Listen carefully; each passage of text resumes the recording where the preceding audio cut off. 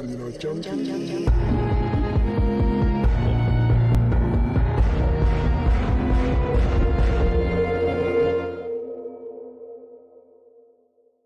Hello and welcome to an admittedly rather delayed episode number 28 of Celluloid Junkies. I'm Damien Heath and I'm joined in the studio by my co-host Luke Kane. Hey. This month we want to talk to you, we want to shampoo you, and we want to find some sweet romance with Lisa Cholodenko's 2011 Best Picture nominated dramedy, The Kids Are Alright. Would have been better if you sang it.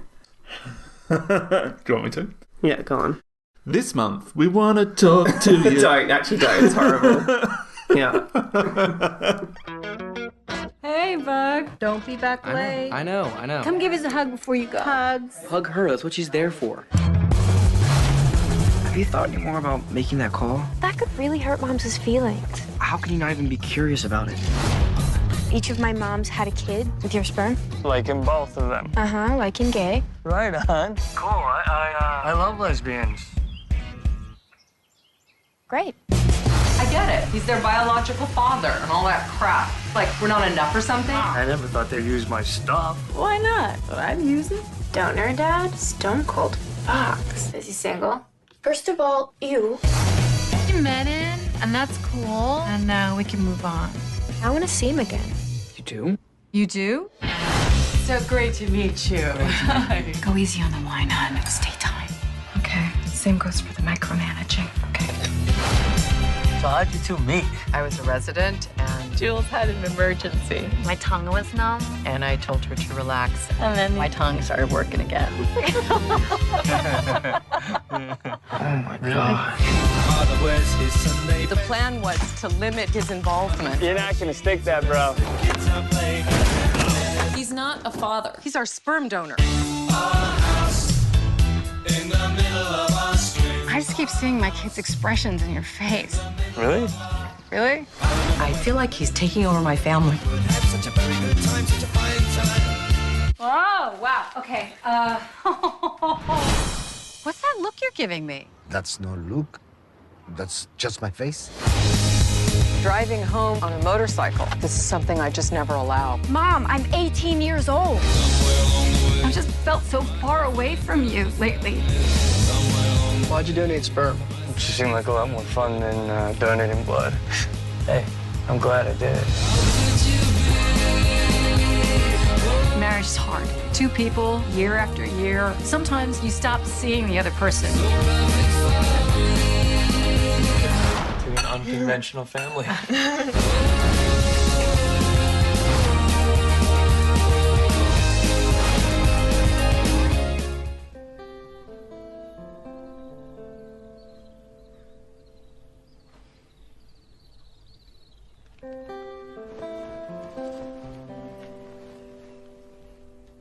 It was 2004 when Lisa Cholodenko, who'd already directed her lesbian-themed 1994 debut High Art and the well-received 2002 drama Laurel Canyon, and who was in the process of releasing her third feature film Cave Dweller, started work on a project about sperm donors. Cholodenko and her partner Wendy Melvoin, former band member for Prince's The Revolution, were planning on starting a family with the help of a sperm donor, and so the filmmaker was passionate about the idea. She was surprised nobody had tackled the subject matter before, saying in a later interview that it felt ripe for the picking. She recruited her friend Stuart Blumberg, who'd actually donated sperm in the past, to help her write the screenplay. He had previous experience as the writer of drama comedy Keeping the Faith from 2000, which starred Ben Stiller, Edward Norton and Jenna Elfman. They drew upon both of their personal experiences in the writing of the screenplay. Blumberg's in donating and Cholodenko's in picking out the most appropriate possible donor father for her children. She described that there was a visceral feeling, and reading his essays and interviews reinforced it. It trumped this idea of is he intelligent or is he good looking, and I thought, I'm connecting with him. As Cholodenko herself wrote, with our donor chosen, we entered the trying to get pregnant phase. Wendy would go first, then after a few months I'd give it a whirl. In between transporting cryo tanks to the gynecologist's office, running for weekly ultrasounds to monitor my ovulation, and getting fertility acupuncture, I was working on a new screenplay. But I'd become so myopic and narrowly focused in the search for the right sperm donor that I felt creatively barren. Fortunately, I remembered film school professors urging us to write what you know. That idea freed me, and The Kids Are Alright was born. By late 2005, Cholodenko's screenplay was coming along well, with Julianne Moore signed on and production mapped out. But the pair put production on hold in 2006 when Cholodenko fell pregnant with her son, Calder. By the time she returned to writing the film, she now had some experiences with motherhood too, which assisted in fleshing out the characters in her story. Backed by landing Oscar Best Actress nominees Moore and Annette Bening for the lead roles, and Mark Ruffalo as the film's sperm donor, Cholodenko worked financing to the tune of $4 million from 3 separate investors, and filming began in mid-2009. It was both set and filmed in Los Angeles, and shot over just 23 days. Editing was rushed to ensure the film could premiere at the 2010 Sundance Film Festival, which it did out of competition. The Hollywood Reporter called the film a Sundance sensation, saying that the festival had been waiting for a breakout hit and one that didn't have a distributor. Well, that didn't last long. A bidding war ensued between Fox Searchlight, Summer Entertainment and the Weinstein Company, among others, but it was Focus Features that landed both domestic and limited international rights for $4.8 million. It was just 3 days after the premiere screening. They released the film on July 9th of that same year into just 7 theatres and scored the highest per-screen gross of any 2010 film to that date, slowly expanding over the next month to a peak of just under 1,000 theatres, eventually grossing almost 10 times the film's initial budget. The film was a critical darling, garnering 4 major Academy Award nominations including Best Picture and Best Screenplay. From the outset, Cholodenko had aimed to create a mainstream movie about a gay family that was irreverent, funny, heartbreaking and true. No matter what kind of family you have, we all go through the human comedy. But if the bonds are strong enough and the desire is there, you can get to the other side, still together and still a family. Unfortunately, the film wasn't without controversy, with some LGBT advocates disagreeing with the film's portrayal of a lesbian enjoying heterosexual intercourse, and family groups taking opposition to the film's normalising of homosexuality. But you can bet that we'll be tackling all of that a little bit later, so right now I'll ask you, Luke, how do you feel about team sports? I like teams. Or I could have said, I need that question like I need a dick in my ass. That's a good one. That's a good impersonation of Annette Bening as well. Thank you. Yeah. I've been practicing. How did you first come across The Kids Are Alright, and what were your thoughts on it? We saw it together. Mm-hmm. At the movies, we had heard the buzz, and of course it took forever to come over to Australia, so we knew all about it, and we were definitely going to go, because it was Julianne Moore, Annette Bening. You don't really need to say any more after Julianne Moore with us. And a gay-themed film, which did not exist back then when we were going to the movies. Well, I mean, I just completely loved it straight away. Completely loved it. We both did. We just walked out just thinking it was absolutely wonderful. That it was fresh and real and witty and clever, beautifully performed, incredibly moving. It was everything that you would want a non-horror film to be. Yes, that's interesting to mention a horror movie in that. Well, I guess for us it's like horror movies will make so many concessions, but with dramas and comedies we make none. It has to be great because it's just not our thing. It's not our genre. We don't love them. I think comedies especially, you and I are not really into comedies, so it doesn't really matter. If we find something funny, then that film has done its job. I think this film is funny, heartbreaking. It's an honest look at the trials and tribulations of relationships and growing up and life in general. I think the plot revolves heavily around the sperm donor father coming into the lives of his 2 children and the couple who chose him. But that's just a plot device. Obviously it is. The heart of the film is definitely in these interpersonal relationships. And the film's strongest moments, for me, without a doubt, are the conversations and the expressions and the anguish that these people face and that they force upon one another.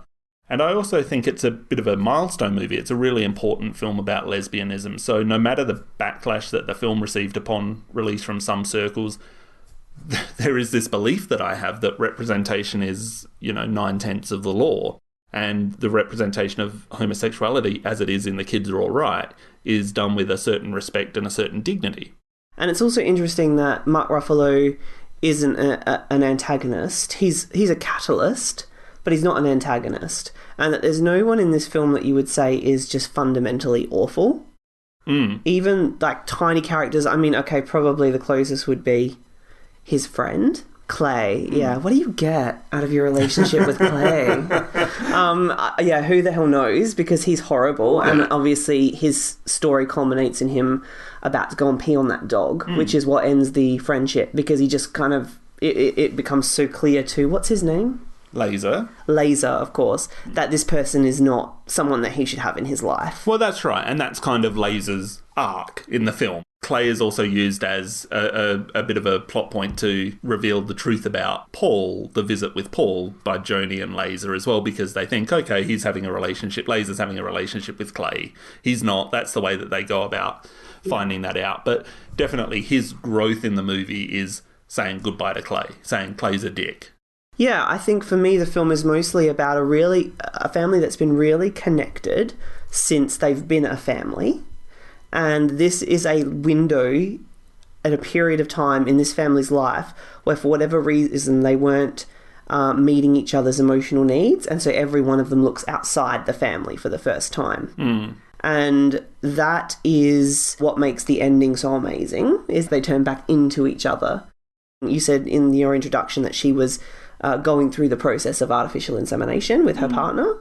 And so this film is not her experience, but it's her projecting or predicting what her experience could look like in 20 years. And I think that's really interesting. And maybe that's why the film feels kind of fresh and very forward-thinking, because she was thinking forward as she was writing it. Yeah, and I think a lot of it comes out in that one really crucial conversation where Paul comes over to Nick and Jules's house for lunch, and they first meet him. So I think a lot of what she had been experiencing to that point with choosing a sperm donor comes out in that conversation. You know, the expectations that what you read on this sperm donor form is going to be the reality of what this person's living 20 years later when your kids are starting to leave the house. And is someone that your kids might be interested in drawing back into your life. And then that puts so much more responsibility on that choice. So, Paul, did you always know that Yes. that you wanted to be in the food services industry? I always liked food. Oh, yeah. No, I was asking because I remember when I was reading your file back when we were looking for, sperm. Sure. Anyway, you said that you were studying international relations. Oh yeah, wow, that was a long time ago. Yeah, I was considering it, but then I dropped out of school. Oh. You dropped out of college? Yeah, it just wasn't my thing. No, huh? Why's that? I don't know, it just seemed like a massive waste of money after a while, you know? I was just sitting on my ass listening to people spout ideas I could just as easily have learned in a book. Oh. Okay. Up until the recent time I watched it for this show, I've always made allowances for Paul. And I'm wondering now if I just did that because I really like Mark Ruffalo. And it's hard for me to imagine him playing somebody who's not very nice. There is this whole school of thought which has a huge amount of sympathy for Paul in this movie. And I found that really interesting. It's the first time I had encountered it. Have you thought any more about making that call? Yeah, I don't want to. How can you not even be curious about it? Look, I'm leaving soon, and I don't want to have to deal with that right now. Also, that could really hurt Mom's feelings. God, why do you have to worry about them so much? They don't even have to know about it. Look, you can do it when you turn 18, okay? I never ask you for anything. I don't necessarily think of it as a queer film, although I have to say that the issue of artificial insemination is something that affects all gay people who are monogamous and want a family. It affects a lot of straight people too, but it's definitely a gay issue. It's something that gay people are going to have to deal with as they move forward. They're not going to be able to naturally have children amongst themselves. You know, it's going to require a third party. And so in that respect, it is a film that deals with a gay issue, but I think it kind of ends there. A lot of people would look at this movie and say, well, this is pretty simple. it's a pretty simple premise. They're pretty simple characters at the very start of the movie especially. And I think that there's these archetypes that are portrayed by each of these characters, and they're the slacker kid who's Lisa, and the golden child who's Joni, the overbearing mother who's Nick, and the new age hipster mother who is Jules. And the film, obviously, you start to have prejudices, or you have prejudices against each of these people in your daily life. So you have these ideas of what these people are going to be like. Maybe you've got an overbearing mother, or maybe you've got a hipster mother, or maybe your sibling was the golden child and you were always the one that was overlooked. I think that you enter this movie with a pretty simple view of who these people are, and it grows over the course of the movie, which I think is really admirable. Come the end of the movie, they've created this kind of nuclear family. But I was doing some research into these archetypes, and obviously the idea of archetypes in storytelling is nothing new. It's been going on for centuries. They're called the Four Temperament Ensemble and the Four Philosophy Ensemble. So in the Four Temperament Ensemble, there are 4 different temperaments. They're choleric, melancholic, leucine or supine, and phlegmatic. Nick, who's Annette Bening, is choleric, which is unemotional, task-oriented, taking the lead, working hard, while also being condescending, vindictive, and bossy at times. Did you get started on those thank you notes for the birthday presents? Mom, your windshield wiping, come on. Not yet, but I will. Okay. I just think it's better to knock them out when it's fresh. Yeah. I'll do them tonight. I mean, you don't want to have to start with an apology, you know? Jules, on the other hand, is melancholic. She's introverted, emotional, analytical, selfless, while also being bashful and moody and impractical. Well, maybe it hasn't risen to the plane of consciousness for you yet. As far as the kids go, Joni is what's called leucine or supine. She's dependable and loyal and caring and gentle, but she's also insecure, indecisive, and subservient. I'm just telling him you're smart. No, I just work harder than you. And that kind of works well for her being the child of Nick, who is the overbearing one. Lisa is what they call phlegmatic, which is introverted but people-oriented, mysterious and quiet, but also submissive, timid, and a slacker. I didn't really have any, specific questions or anything. It was really interesting that in that Four Temperament Ensemble, they fit so perfectly into those roles. I guess that's part of the reason why I look at it and say, well, at the start of it, they're pretty simple people. They are, but they're ultimately not at all. Well, they all undergo some kind of story arc. Obviously, for Lisa, like we just said, he struggles with school. His only real friendship is with this loser named Clay, but he is a good kid at heart, and he won't let Clay pee on the dog. That's really the main thing that happens to him, is that he won't let Clay pee on the dog. He develops an ultimately fulfilling relationship with his sperm donor father, which has a really positive influence on him for most of the movie. Whether that's undone or not at the end, I guess that comes into how you read it. His connection to the family is ultimately a negative one, and not a tenable one, because he turns out to be a lot of what Annette Bening accuses him of being. An interloper. Like the fact that he's on the phone call to Jules is his most damning scene, where he's just so loose about, let's just do this thing, just leave her and come away with me, like it's nothing. Like he's just going to take something from someone and it's going to crush her, but he wants it, so let's just do it. I just say we go for it. I mean, it's all out in the open now. Let's just do this thing. Paul. I don't care what you say, Jules. This can work, This isn't a mistake. Paul, this isn't just happening for no reason. Let's get the kids together. I'm sick of this life, Let's make this happen. I'm ready. Fuck it.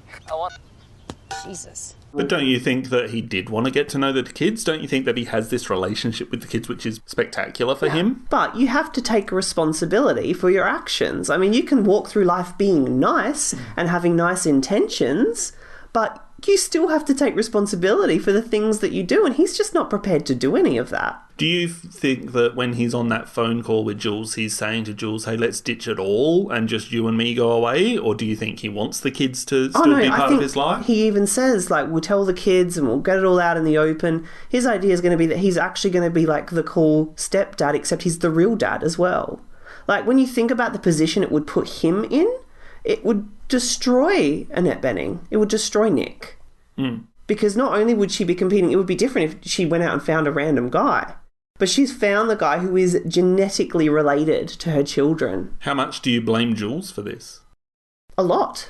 But I mean, all of them are flawed. And all of them have good traits. And that's why they're not simple. I think the least flawed is Joni in this movie. Do you agree? I do, but her and Laser you can make excuses for because they're in that discovery mode of their lives. I mean, she's very sexually inhibited, and that's really her story, is that, she's trying to become a woman in that sense.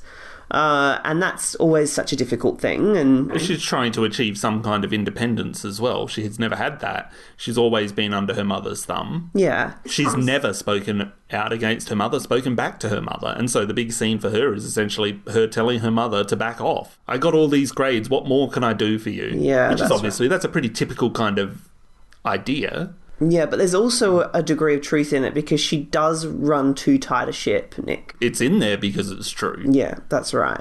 I think that comes back to the title, which is, of course, just true. Like, the kids are the most all right of all of them. Yeah. And the rest of them are just completely fucked up. They've just hit that point in their lives where the things they thought they wanted and were making them happy aren't anymore. And they don't know what to do about it. And, she turns to drink and Jules turns to him. But, I mean, it's all just temporary balms or things that are unhealthy for them. Do you know how many people I've seen come into the hospital paralyzed from motorcycle accidents? I'm a very safe driver, Nick. Yeah, that is so not the point that I'm making, Paul. Joni knows that this is something I just never allow. Mom, I'm 18 years old. Yeah? I won't even be living here in like a month. Yeah, well, you're living here now. Yeah? Well, why don't you get a jump on it and pretend like I'm not? The title is really good because that title comes from this idea that anybody who's not in this typical nuclear family, a mother and a father, is going to be affected by not having the influences that they should have while they're growing up. Yeah. Long before gay couples had children, there were children being raised without mothers or fathers. This has happened all the time throughout history. Men going off to war and getting killed, suddenly there's no father. That's happened. Of course, that's okay. You didn't question that. The kids were all right then, but as soon as you get two mothers or two fathers, well, the influence is now almost demonic. So I think the title of this movie is really good. It's a statement, it's a question, it's a little bit of everything. There's an ambiguity to it. It also gave activists a lot of reasons to look at the film from a queer perspective and ask, well, what is this doing for the queer movement, rather than it just being about a movie that's an entertaining movie. That and the way that the film exploded after its release are two things that ultimately hurt it a little bit in terms of how it's seen now. It's interesting to see how it's seen now, and certainly in the time since it was released, there have been a lot of major and very accomplished queer-themed films. The Kids Are All Right almost seems quaint in a way. Maybe we should just sit him down and ask him already. What? Are you and Clay fucking? Exploring. It's a better word. Well, so what if they are exploring? This is the age for that. The arc that Nick goes through is to allow, or to bring in some kind of understanding into her life, understanding of all of the people around her, something she's never really had before. As I said, she's overbearing. She's the breadwinner. She works in this pretty demanding professional capacity. Obviously, she's a doctor. So she has these expectations that probably, unfortunately, nobody's ever going to meet. So she has to kind of quell those expectations, knowingly say, okay, I'm going to accept less than what I want to accept because that's my expectations are unrealistic. Her relationship with Jules is heavily affected by this. So she goes to run a bath, and she wants to have this romantic evening that, of course, it's interrupted by work. And when Jules goes downstairs to see where Nick is, she's standing there in the kitchen with a glass of wine. So Nick has fallen back on her crutch, which is alcohol, throughout the entire movie. Conversely, she's the only person who dislikes Paul from the start. So you could argue that the way that she lives her life ultimately forces her or allows her to make the right kind of judgment about him, because in the end, everybody kind of dislikes Paul. Yeah, I mean, I think that's a happy coincidence for her, because she's threatened before she even knows who he is or has met him. The fact that she sees her children like him, she sees Jules like him, because the first time they meet, he gives Jules the job of renovating his back garden area. So, she's the one that doesn't have the link. And she's the one that's watching her family and him become ingratiated with one another, and she's kind of becomes the outsider. And her nature also just kind of indicatively makes her the outsider, because she's the one that lays down the law. She's the breadwinner. She's the one that is always saying no, or is making all the decisions. So when Paul comes along, he's happy, groovy, do what you want. She's very threatened, and should be very threatened by it. Well, you're lucky. You're lucky that the kids bonded with the donor. I mean, you hear so many nightmare stories. No, it's great. They all just get along famously. Apparently, Paul can do no wrong. Excuse me. Could we get another bottle of the CD Cabernet? Thank you. I'm okay. I don't need any. Yeah, you're alone on this one, Nicole. And her walls are broken down thanks to wine and Joni Mitchell in that scene, which has probably a delivery of the line that is the most problematic in the movie for me, which is, I like this guy. Really? Yeah. I've never liked the way she says that line. I always find that line on repeat viewings to be one of the most heartbreaking lines. Really? Yeah. I think that scene is so well shot. So well shot. It's my favourite scene of the film. But that bit where she's just had this really amazing experience with him. She sang All I Want by Joni Mitchell, and she's connected with Paul for the first time. She says that line, I really like him, even though I don't like that, the way that she says it. She then goes to the bathroom and she finds Jules's hair, and she goes to the bedroom and she finds Jules's hair. And then she comes back out, and there's that really amazing sequence where she can't hear anything. Yeah. And she's just inside her own head, and it is done so brilliantly. The terrors of the reality that have been happening unbeknownst to her are building in her head. She's putting so many pieces together, which is what happens when we realise something in a not great setting. And we're processing it all, and then it is everything. You just shut everything else out because the content of your thoughts is so powerful. I think the reason I find that line sad is because I feel like she says that as a concession to her family. Like, they all know she's had problems with Paul.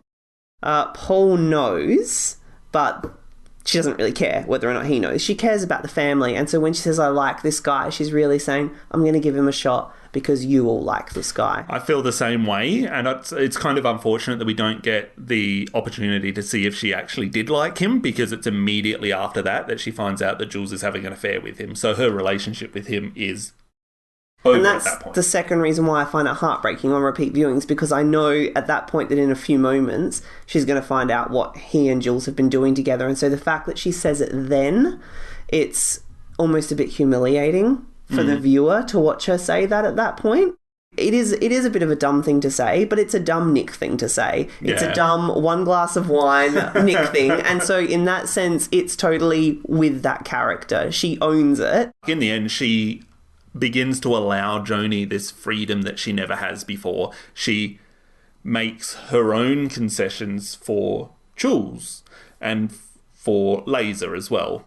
And the film kind of ends up with her and Jules dropping Joni off to college. So, of course, Nick, this overwhelming one who probably needs more support than anybody in this film, is the first one to lose her child. As opposed to Jules, who she's this constantly flitty person moving from one thing to the next. She makes these impulsive decisions like buying a van that affect the whole family in so many ways. And then she makes this compulsive decision to sleep with Paul, which affects the family in even more ways.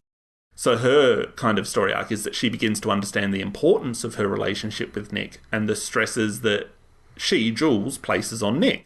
So they both understand the role that they play in each other's lives by the end of this movie, and they begin to work together to better parent their children, which means that they're both working to their strengths and diminishing their weaknesses. I love when Annette Bening says, actually, it's my second, but, thanks for counting. And there's a lot of moments like that in the movie, and they're really funny. But they're also really cringeworthy. Oh, and do you know that we're composting now? Oh, yeah. Oh, no, don't throw that in the trash. You have to put it in the composting bin, where all the beautiful little worms will turn it into this organic mulch, and then we'll all feel good about ourselves, I can't do it, okay? I can't fucking do it. I think this is a kind of reworking of that idea of the nuclear family. We haven't got a husband and wife, we've got two women. We've got kids who aren't always happy. So that's a big change. They're not always happy, they're not always respectful, they're not always submissive. This is a lot more accurate than obviously what we were shown in the 1950s. It's a better reflection of society today and just how difficult it is to sometimes live. I mean, it's funny, this idea of the nuclear family in 1950s America is wrong.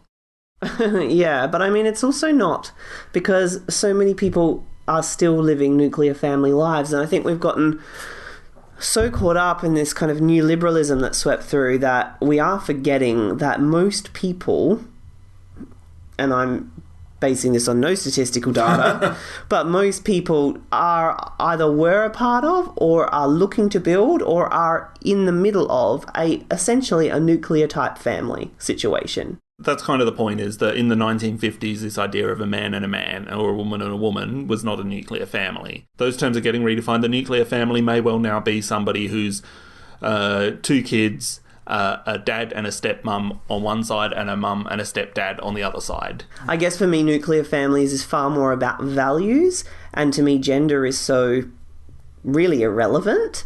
It's like someone, focusing on something dumb when you should focus on the meat of the matter. But, you're right. Of course you're right. That was the standard view of the nuclear family. From the 50s and beyond that, unfortunately. Yeah, well, probably until somewhat recently. I think the biggest problem with most long-term marriages is complacency. Jules has that amazing speech where she addresses exactly that. I think Jules says it, you just stop seeing each other. That's the thing that ultimately threatens this marriage and the thing that they overcome. One of the key themes in The Kids Are Alright is communication, or the lack of communication. It occurs both directly on screen and it occurs beneath the surface. There's so many just little examples of that, like when Lisa wants Joni to call the sperm clinic because she's 18 and he's only 15, they obviously decide to keep it from their mothers. One of those is that they believe that Lisa is then in a relationship with Clay, who they obviously dislike. That conversation that they have with Lisa about that is just another series of miscommunications. Are you having a relationship with someone? You can tell us, honey. We would understand and support you. Look, I only met him once. What do you mean, once? Did he find you online? Wait, what? Wait, who did you meet once? Paul. Paul? Who's Paul? I met him with Joni. Why was Joni there? She set it up. Forget the setup. Who's Paul? Our sperm donor. So since Nick and Jules aren't forthcoming with their intent, which is to ask Lisa if he's gay, Lisa believes that they're talking about meeting with his father. So when they initially ask him, is there anything you want to talk about? Instead of saying about his father, he then responds by asking why they watch gay male pornography when they're being intimate, which is yet another curveball. It's another kind of red herring thrown into this movie. That's not what they wanted to talk about. That's not what any of them wanted to really talk about. They want to ask Laser if he's gay. That's what they need to ask. Laser needs to tell them that he's met the father, but of course they're on this tangent now. It's just another idea of communication going awry. Paul's first meeting with the kids, and later his meeting with Nick and Jules, is absolutely filled with poor communication. Some of what Paul says to Laser sounds judgmental, the team sports things. Some of what Nick later says to Paul sounds the same. How old are you again? She asks when he says he's not in a relationship.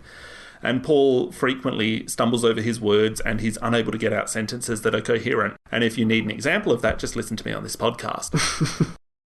I really love the bit, sorry to go back to what you're saying, but the scene where they think that Lisa's gay. She says, I just don't like that you went through our drawers. And then Julianne was like, that's really not the point. And she's like, oh, you want to answer it? And she's like, yeah, okay. Julianne Moore physically is so funny in that scene. She kind of slumps on the bench while she's thinking about what to say. Yeah. But it's also that she's like got a challenge now. So yeah, we can talk to our kids about anything, Nick. Well, they kind of have to prove it at that point, don't they? Because that's what they want Lisa to do. But she gives this awful explanation about how sex is sometimes counterintuitive, and it's really funny. You know, for example, because women's sexual responsiveness is internalized, sometimes it's exciting for us to see responsiveness externalized, like with a penis. Jules is so, I mean, the scene where she's telling Paul about what her business is, and she almost apologizes immediately after it. Like, the way that she performs that, you can see this is someone who has absolutely no self-confidence in her own abilities, and unfortunately a big part of that responsibility does go to Nick, because I think Nick has belittled her through her life. So, I mean, when she cheats with Paul, it's really just about because Paul thinks she's terrific, because he loves her ideas and he's working with her on creating something for herself, and he believes in her. And so he is just a tool of gratification that she's not getting from her marriage. I had never ever watched this movie and thought there's a chance that she'll leave Jules because she's in love with Paul. Well, she's a lesbian. She's not bisexual. I could never fall in love with a woman. Not fall in love with a woman. So, I mean, and I think maybe because we came at this movie as two gay men, that was assumed knowledge before we even walked into it and met these people. That's true. And, I wonder how a straight audience would have read that. I don't know. I don't know either. Yeah. That's why we need to get a straight third co-host in here. So the most intense scene in the film for me, actually this could be my favourite scene as well, is Jules pleading for forgiveness in front of Nick and the kids, which is so raw, and it is personal, and it is heartbreaking. It is the climax of all of this miscommunication and lack of communication being hurtful to the group, and it's overcome by actual verbal communication, just laying it all on the table. I need to say something. It's no big secret. Your mom and I are in hell right now, and bottom line is, marriage is hard. It's really fucking hard.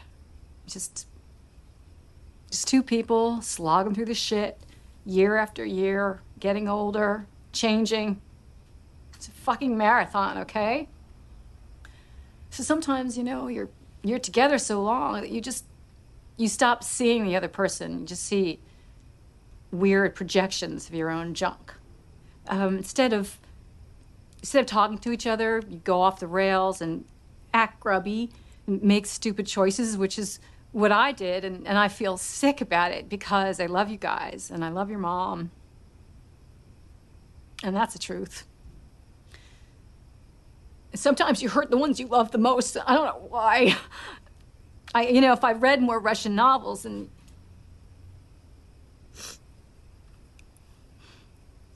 Anyway.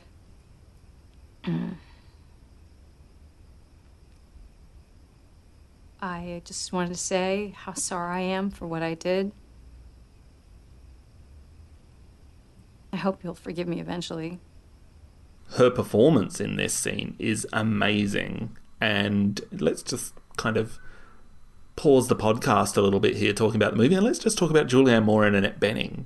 And mostly Julianne Moore, because we just love her so much. Yeah, I think Annette Bening has the media role, and I think that was generally agreed upon by most people who saw the movie at the time. And she definitely had the award nominations coming her way. Even though Jules is the one that has the dialogue in that scene, Annette Bening is just as heartbreaking. Her response to it, the way she cries in that scene is it's such a perfect cry response to that monologue she gives. Yeah, this silent. Yeah, and the big breath, because she can't catch her breath, because she's still absorbing the words that she's needed to hear for so long. I mean, even thinking about it now just makes me feel a little bit teary. You have always been, this is just going off on a bit of a tangent here, but you've always been a big fan of Jurassic Park. Yes. I feel like that's one of your defining childhood movie experiences. Would I be correct? Yeah. So, in keeping with that, did you start loving Julianne Moore when she starred in The Lost World? Or did it come after that?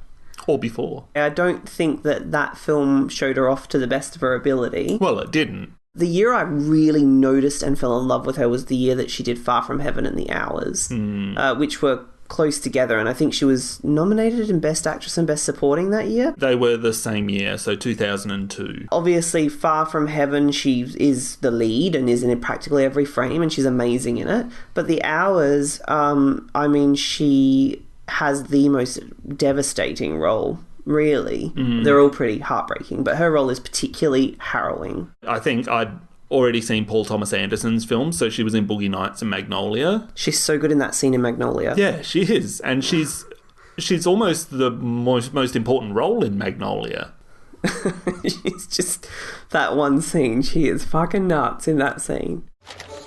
Strong stuff here, boy. Wow.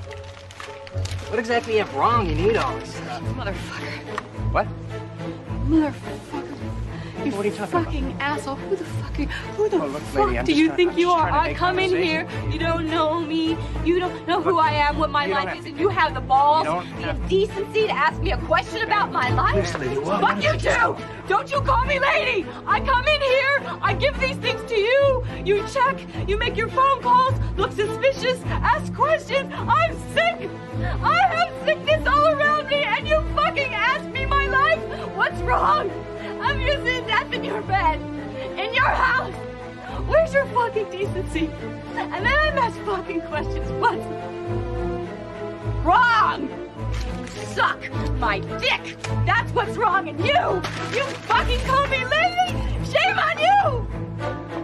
Shame on you. She has this career that has turned out to be just really quite stunning. Well, she's a great articulator of female neuroses. And almost all of her films, you can feel a ticking and an equivocating and a backing down and or there'll be times where she's really strong, but you always feel that there is a complicated mind turning. Wouldn't you guys just rather watch girls doing it, though? Well, you would think that. But usually in these movies, they hire two straight women to pretend, and the inauthenticity is just Whoa, that's unbearable. enough.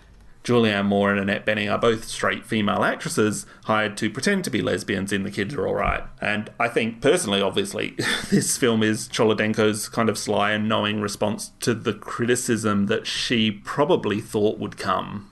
I was kind of jumping the gun on where you were going with this, and I was just going to say that there is now this ridiculous shit show going on where everybody is attacking actors the minute that they're cast or signed on to play transgender or gay or anything that they specifically are not. Like, I walked out of this film, I remember feeling really empowered by it.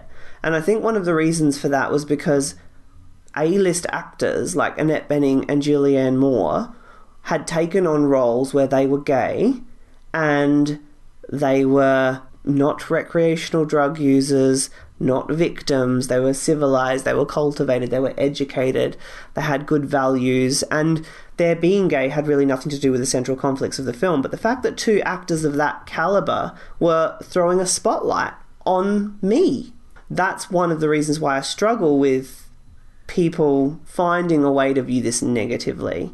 And maybe they're not even finding a way, but viewing it negatively. I find that difficult only because I still do feel quite empowered when I watch the movie.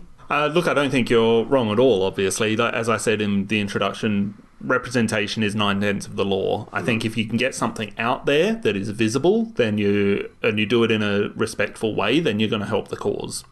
But this kind of thing crops up constantly when we're dealing with minorities. In some places, obviously, it's welcome. For instance, we no longer allow blackface. But it's a little bit different when we're dealing with the physical, as we are in those cases. Sexuality, as I said, is not visible, and gender is not necessarily even visible. Hilary Swank in Boys Don't Cry, which is a wonderful film by Kimberly Peirce about the murder of a transgender man named Brandon Teena, who was formerly Tina Brandon. Of course, Hilary Swank won the first of her 2 Oscars for this role. She was roundly supported for the courage it took to tell the story. She was a cisgender female playing the role of a transgender male. Let's fast forward 2 decades, and we have cisgender female actress Scarlett Johansson, who is set to play the role of a transgender male, Dante Gill, in Rub and Tug, a film about a man who became famous in the 70s running massage parlours in Pittsburgh that were a front for sex workers. So following a continued campaign against her casting, she exited the project. Transgender actors should be able to fill transgender roles. That was the war cry among the protesters. And unfortunately, to this day, Rub and Tug remains in limbo. That's kind of what happens. You know, if you have Scarlett Johansson knocking on the door to make this movie, surely the examples of somebody like Hilary Swank doing this in such a phenomenal way and providing so much exposure for that story, surely you go, okay, yeah, Scarlett Johansson wants to do this. This could help us. This could help our cause. And that's why I don't agree with protesters, because then the alternative is, well, your film never gets made. Yeah, they're kind of shooting themselves in the foot. They've got this huge opportunity to reach a big audience with this message, but they're not going to do it because Scarlett Johansson isn't actually transgender. The other thing is, where do you draw the line? So what about people with mental illness? What, we're not going to have anyone who's not mentally ill playing a mentally ill character? What about amputees? What about people who are blind or deaf? Don't they deserve this same level of concern? And I think to an extent they are getting some level of concern, which is equally as ridiculous. Yeah, it's all getting a bit insane. Great art is a representation of reality, and so many able-bodied people, so many non-queer people have played people who they are not in real life. Yes, that's the joy of acting. That is the joy of acting, and that is acting. And they have brought so much visibility to different causes. And unfortunately, the alternative is your film doesn't get seen, and and sometimes it doesn't even get made.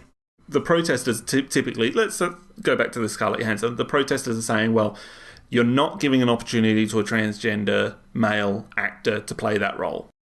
And you look at it and you say, well, there's no great transgender male actors working who have the visibility to allow this film to be made on a budget.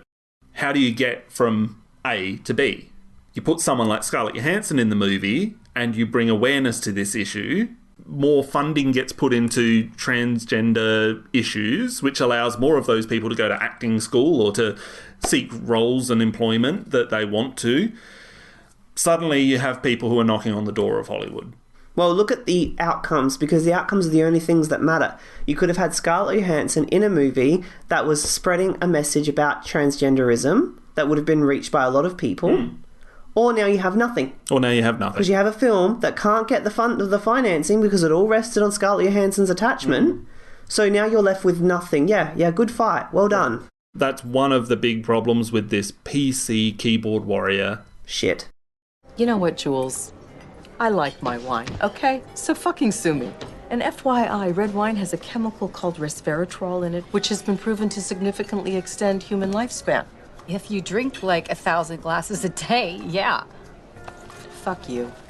We've come to the key issue for discussion really about this film, which is about homonormativity, which is something that gay activists and film critics have accused the film of being. So homonormativity, it has many definitions, but it's essentially the adoption of heterosexual values and customs into homosexual relationships. Is that any different really than heteronormativity? No, the only difference is that its application is on the homosexual community. Okay. The reason that it's criticised is that there is a belief that it creates a preferred type of gay that's more palatable to society and which excludes a large number of individuals who identify as gay but don't fit that cookie-cutter mould necessarily. So theoretically, the only thing that separates a homonormative couple from a heterosexual couple is that it's a same-sex union. That's it. Jules and Nick are white, they're employed, they're middle class, they're family-oriented, they're everything that isn't scary. My view about this is that I would probably say, yeah, they are pretty homonormative. It didn't bother me personally because I'm pretty homonormative. Like, really, gay is just who I fall in love with, have sex with, that sort of stuff. apart from that, I do kind of want all the same things that all of my straight friends want. Well, you're married, you're white, you're in a, stable employment. And I have all of those privileges of being in Australia, being white. I get their privileges. I'm a privileged fucker. I think the problem here is that Lisa Cholodenko didn't consciously set up to make a gay banner film. I think she, her first two films, which were High Art and Laurel Canyon, practically nobody saw. And she probably, like Lynn Ramsey, thinks I'm a indie filmmaker. And my films are going to only appeal to or be seen by a very small audience. And I think she went into this film with that same idea, that this film would be small, that it wouldn't have much of a reach. And even if there are people listening who say that, how could you think that with Julianne Moore already attached when you were so early in the development of this film? Well, Frances McDormand was attached and in Laurel Canyon as well. And that wasn't a particularly big film. And most films by Julianne Moore, Annette Bening... there's so many examples of them that are just art house films. Yeah, they make films for the love of the medium. They don't make paycheck films like Sigourney Weaver or De Niro. So people don't see their movies. They're still in it for the art and the experience of it. They're not in it necessarily for the money. Having said that, I know Julianne Moore did Hunger Games and there are exceptions to that rule, but overall I think the majority of their choices are choices that are made honestly.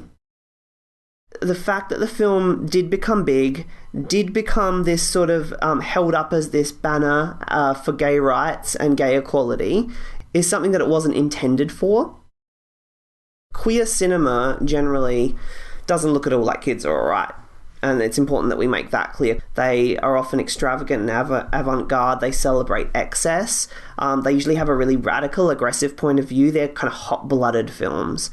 Their characters are always on the fringes of society. They almost always reject conventional gender binaries. They expose their limitations, and they blur gender binaries in their characterizations.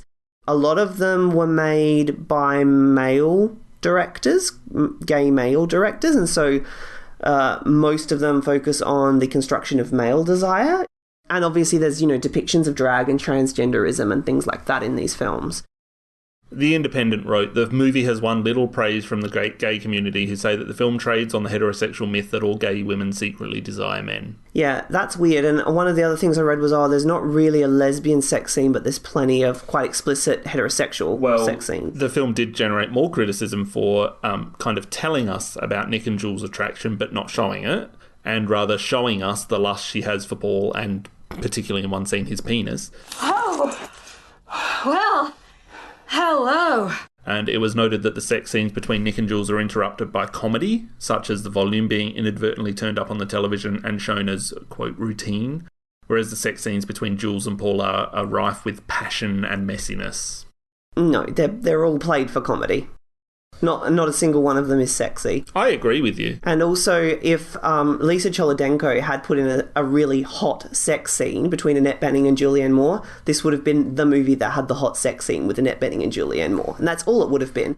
One quote I really liked about criticisms with this homo-normativity was by L.J. Sloven of IndieWire, and he or she wrote, instead of telling a story about queered parenting or a queered family, the movie seeks to assure mainstream American society that queers can create the same families as heterosexuals. The movie never questions whether or not that should be the goal because it is too busy pleading normalcy. Why can't we be normal? Why can't we be, why can't I live a life like my parents lived? So the film has been criticised about its portrayal of people of colour, or the lack thereof.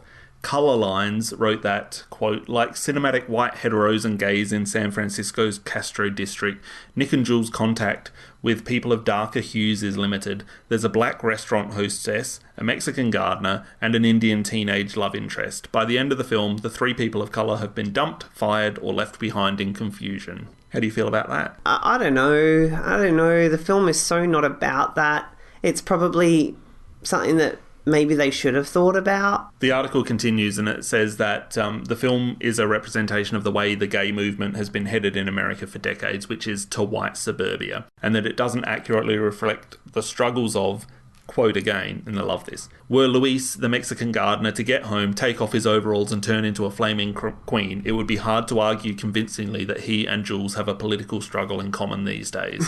I would totally agree with that. Yeah. But then that's two different stories, that's two different films. Each of my moms had a kid, you know, with your sperm. Like in both of them? Yeah. Like in two? Uh-huh, like in gay. Oh, right on. Right on, yeah, cool. I love lesbians.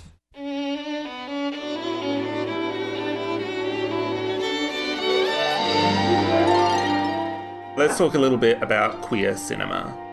Lillian Hellman's The Children's Hour, which I know you love, was a play about two teachers accused of having a lesbian affair.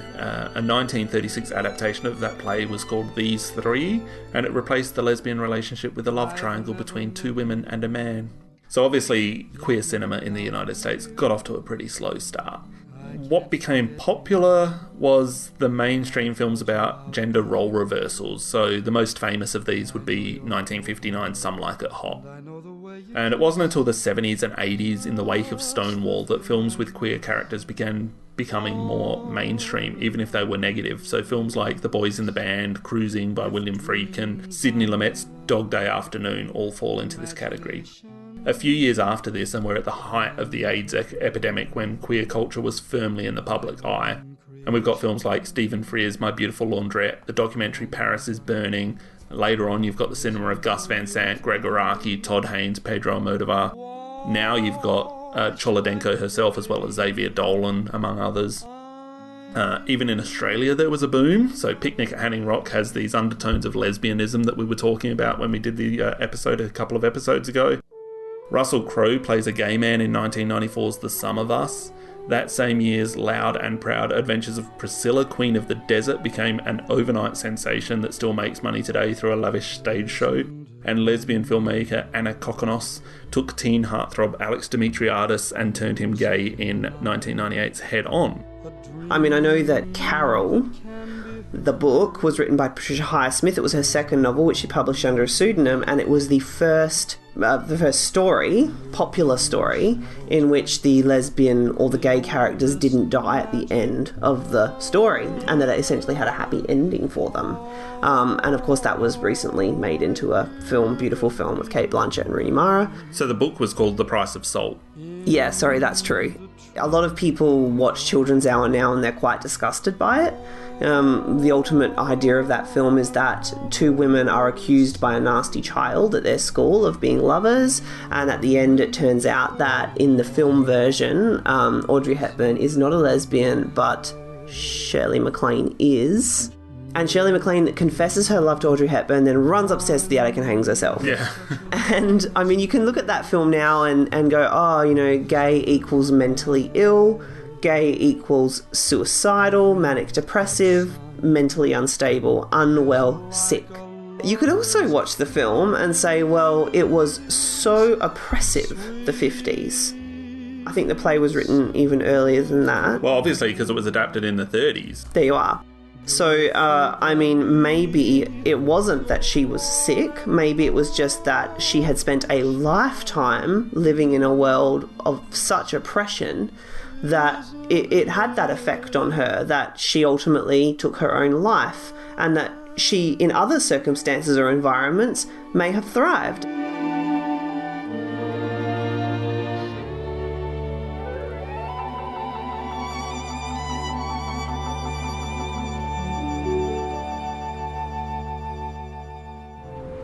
I don't think you guys should break up. No, why's that? I think you're too old. So do you feel like this film, The Kids Are Alright, has closure? Do you feel like it has a happy ending? I love how this film ends. I think it's extremely delicate. This family, we've just seen them go through this really, really testing summer. They're taking Joni to college and they're kind of fussing about the room. The mum's just get out. And they leave. And then she's kind of pottering and kind of acclimatizing to her room and her new life. And then she suddenly realizes that she hasn't seen them in a while, and she goes out to the college outside campus area and she's kind of looking left or right, and we see the panic in her face. panic that they've just left, that something about that summer has fractured that foundational love that she felt was unconditional and would always be there, that maybe they did just take off, they'd had enough. And of course then they were just moving the car, and they bring the car around, she sees them, and there's an immense relief. And then they go to hold her, and she's like, you know, patting them and then wondering why the hug's taking so long. And then we cut to them and they're both just sobbing into her shoulders at the idea that she's not going to be there anymore. It turns out that summer was all just noise. It was all just noise, and that it really didn't make a fig of a difference to the fact that these people would always love one another, that nothing they can say and do is ever going to threaten that. And I think that if you come from a family that's a really close, loving family, that idea has a lot of power, and it's executed so well, really unsentimentally, and yet very clearly and very profoundly. And then, of course, they get into the car, and Lisa says, I don't think you guys should break up because you're too old. And they both laugh. And then all we see is, and we see from Lisa's point of view, that Julianne Moore puts her hand over, or puts her hand on Nick's leg, and then Nick takes the hand. And that's all we need to know, that this marriage is going to survive what's happened. I feel like the film lacks a climax just because of that. It's challenging the first time you watch it, because the movie teases you emotionally throughout and kind of takes you on this emotional journey and then just lets you go, rather than lifting you up and then bringing you back down. It doesn't really ever do that. Kids Are Alright had its premiere in the Library Centre Theatre at the 2010 Sundance Film Festival on the 25th of January 2010. And despite missing the deadline for competitive entry, it was one of the most enthusiastically received films of the festival. The audience actually broke into applause after Benning's Joni Mitchell solo at the kitchen table. A bidding war immediately broke out between Summit Entertainment, Fox Searchlight and Focus Features, and as you said, Focus Features won for a tidy sum of $4.8 million. It ran the festival circuit before opening in limited release on July 9th, 2010, at a time when Christopher Nolan's Inception was dominating the box office. Initially showing on only 7 screens across the US, strong attendance saw the film expand to 847 screens over 3 weeks. Within a month, it reached number 10 at the box office, beating out Winter's Bone, which was the other Sundance favourite from that year. It's actually interesting because a lot of people believe that Kids Are Alright broke the Sundance curse after a number of films purchased over previous years at Sundance had tanked at the box office. It moved internationally, where it held strong for the remainder of 2010, eventually grossing just shy of $35 million worldwide. Currently, Kids is ranked 27th on Box Office Mojo's list of the highest grossing gay and lesbian themed films of all time. The success was in part thanks to widespread critical acclaim, which focused on the film's polished presentation, sparkling screenplay, and Benning's performance. On Rotten Tomatoes, the film holds a 93% fresh rating. In his 3.5-star review, Roger Ebert, while refusing to call it a gay film, praised the film's witty screenplay and breezy tone. It was his 9th favourite film of the year. Peter Bradshaw of The Guardian described it as a witty portrait of postmodern family life in which script, casting, direction and location all just float together without any apparent effort at all. I think that's such a true review. It featured on many prominent critics' top film lists of the year. The few dissenters who accused the film of propagating homo-normative values were drowned out by the roar of approval. It was nominated for 4 Golden Globes, with Benning winning in the Best Actress Musical or Comedy category, and 4 Oscars including Best Picture, Best Actress for Benning, Best Supporting Actor for Ruffalo, and Best Original Screenplay. It didn't win any of them though. So, time for the quiz! Okay, I'm going to ask you first, okay? Mm-hmm. What is the name of Paul's restaurant, and what does it stand for? Munchies? No. His restaurant is called WYSIWYG, which stands for What You See Is What You Get. During the film's press tour, which of the principal actors referred to the film as the smartest movie ever made? Mark Ruffalo. No, Annette Bening. What was Paul studying when Nick and Jules originally decided upon him to be their sperm donor? Oh, God. Oh, I have no memory of it. Something with business. Do you mean a business degree? Yeah, go on. No. Okay. International relations. Oh, so close. Who beat Annette Bening to the Best Actress Oscar that year? Help if I knew what films were released that year. Nah. Who beat Annette Bening to the Best Actress Oscar? I think you would say that this performance deserved to beat Annette Bening, but I could be wrong. I honestly have no idea. It was Natalie Portman for Black Swan. Oh, okay. Yeah, fair enough. What was Jules's job prior to beginning landscape design? Oh my god, I should have watched the movie closer. Is it the one which goes, but that didn't really work out? Is it that one? Yes. Oh, fuck. Now, what was the job? I don't know. She imported Balinese furniture. Oh god, well, that was specific. Alright, I've only got one more question. Okay. And hopefully you get it, because so far we're all on zero. Zosha Mame, who plays Joni's friend Sasha, or it could be Mamet, I don't know, would go on to co-star in which hit show? Co-star. Major hit show. Big Bang Theory. No, Girls. Huh. Okay, so nobody wins the... It's a draw. It's a draw. How sad. Let's get to our final thoughts. Alright. Luke, what do you give the film? I give it 4. I think it's a beautiful movie. I don't really have any problems with it at all.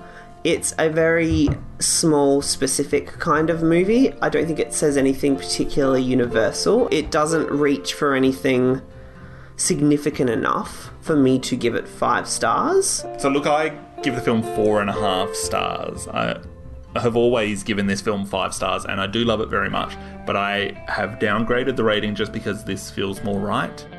Thanks again for joining us at Celluloid Junkies for another wild and wonderful episode. Next month we are going to be looking at Billy Wilder's 1950s psychological drama, Sunset Boulevard. Well, that's very exciting. Isn't that cool? That sounds good. Yeah, I feel good about that choice.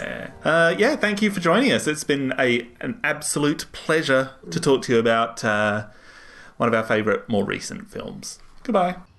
Do you see, do you see, do you see how you hurt me, baby? And I hurt you too. That's why we both get